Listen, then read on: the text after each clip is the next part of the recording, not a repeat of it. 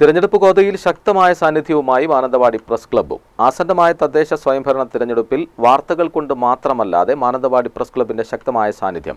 Press club മുൻ president Suresh തലപ്പുഴയും club അംഗം വിപിൻ വേണുഗോപാലും മത്സരാർത്ഥികളായി രംഗത്ത് വന്നതോടെയാണ് തിരഞ്ഞെടുപ്പിൽ വാർത്തകൾക്ക് പുറമെ വോട്ടുകളും പ്രസ് ക്ലബ്ബിൽ ചർച്ചയാകുന്നത്. 6-ാം വാർഡ് കൈതക്കുലിയിലെ LDF സ്ഥാനാർത്ഥിയാണ് സുരേഷ് തലപ്പുഴ. മാനന്തവാടി നഗരസഭ 16-ാം വാർഡ് പുതിയിടത്തെ LDF സ്ഥാനാർത്ഥിയാണ് വിപിൻ വേണുഗോപാൽ.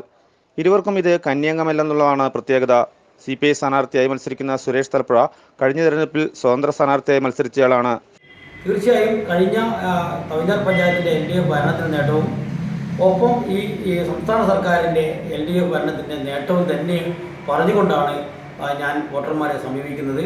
ഈ സംസ്ഥാന സർക്കാരിൻ്റെയും ഒപ്പം തവിഞ്ഞാൽ ഗ്രാമപഞ്ചായത്തിൻ്റെ കഴിഞ്ഞ LDF ഭരിച്ച പഞ്ചായത്ത് എന്ന നിലയ്ക്ക് പഞ്ചായത്ത് നടത്തിയ വികസന പ്രവർത്തനങ്ങളും അത് വോട്ടായി മാറുകയും എൻ്റെ വിജയം ഉറപ്പാകുകയും ചെയ്യുമെന്ന് തന്നെയാണ് എനിക്ക് പറയുന്നത്. ഇത്തവണ CPI സ്ഥാനാർത്ഥിയാണ് ജനവിധി തേടുന്നത്. വിപിൻ വേണുഗോപാലാകട്ടെ UDF സ്ഥാനാർത്ഥിയായി മാനന്തവാടി ഗ്രാമപഞ്ചായത്തിലേക്ക് മുമ്പ് മത്സരിച്ച് വിജയിച്ചയാളാണ്. പിന്നീട് പാർട്ടി വിട്ട് CPM-ൽ വന്നതിനു ശേഷം ഇത്തവണ പുതിയടൻ ഡിവിഷനിൽ മത്സരിക്കുകയാണ്. പൊതുജനങ്ങൾക്ക് ആവശ്യമായ എല്ലാ വിഷയങ്ങളിലും നേരിട്ട് ഇടപെട്ടുകൊണ്ട് എൻ്റെ പ്രവർത്തനങ്ങളെ ഏകോപിപ്പിക്കണമെന്നാണ് ആഗ്രഹിക്കുന്നത്. തെരഞ്ഞെടുപ്പ് നോമിനേഷൻ പ്രക്രിയ ആരംഭിച്ചതിന് ശേഷം സ്ക്രൂട്ടണി കഴിഞ്ഞു. ഇപ്പോൾ അതിനിടയിലെല്ലാം തന്നെ തെരഞ്ഞെടുപ്പ് നോമിനേഷൻ കൊടുക്കുന്നതിന് മുൻപ് തന്നെ മുഴുവൻ ആളുകളെയും നേരിൽ കണ്ടുകൊണ്ട് വോട്ടഭ്യർത്ഥിക്കാൻ സാധിച്ചിട്ടുണ്ട്. സ്ക്രൂട്ടണിക്ക് ശേഷം 2ാം ഘട്ട പ്രവർത്തനങ്ങൾ ഏകോപിപ്പിക്കാൻ തുടങ്ങിയിട്ടുണ്ട്.